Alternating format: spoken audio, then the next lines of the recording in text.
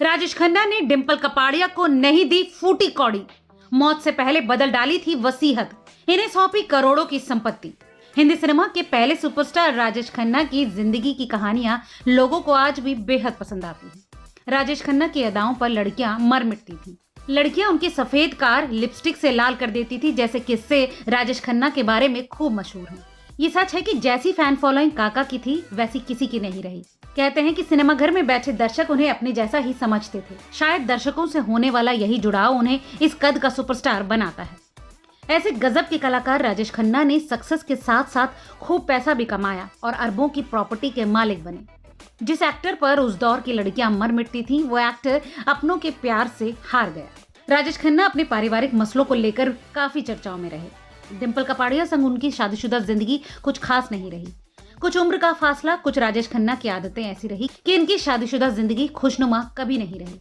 जबकि राजेश से शादी होने के बाद डिंपल खुद को दुनिया की सबसे खुशनसीब लड़की मानने लगी थी। राजेश और डिंपल दो बेटियां ट्विंकल खन्ना और रिंकी के माता पिता बने, लेकिन परिवार फिर भी बिखर गया।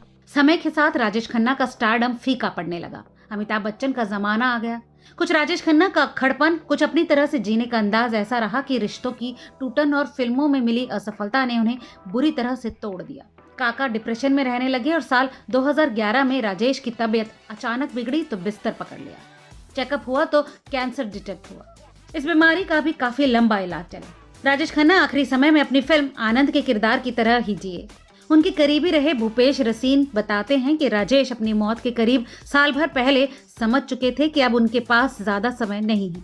इस बात का उनकी पर्सनल लाइफ पर भी काफी असर पड़ा।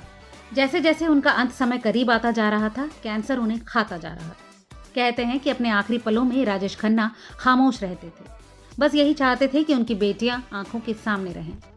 ट्विंकल कम आ पाती थी क्योंकि प्रेग्नेंट थी, लेकिन रिंकी हमेशा उनके पास रहती। ऐसे वक्त में उनकी पत्नी डिंपल कपाड़िया उनकी बड़ी तीमारदारी किया करती थी। राजेश खन्ना को अपने अंतिम समय का आभास हो गया था और वो ये जानते थे कि वो कभी भी इस दुनिया से विदाई ले सकते हैं। इसीलिए उन्होंने अपनी वसीयत बनवाई।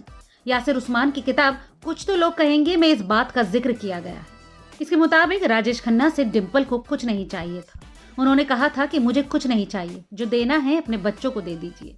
राजेश ने ऐसा ही किया। उन्होंने अपनी दोनों बेटियों को करोड़ों की संपत्ति दे दी और पत्नी को फूटी कौड़ी तक नहीं दी। राजेश खन्ना के इस कदम को डिंपल कपाड़िया की बात रखना कहेंगे या फिर कुछ और, हमें कमेंट करके जरूर बताएं। और ऐसी तमाम और दिलचस्प खबरों के लिए देखते रहिए रिपोर्टर जी।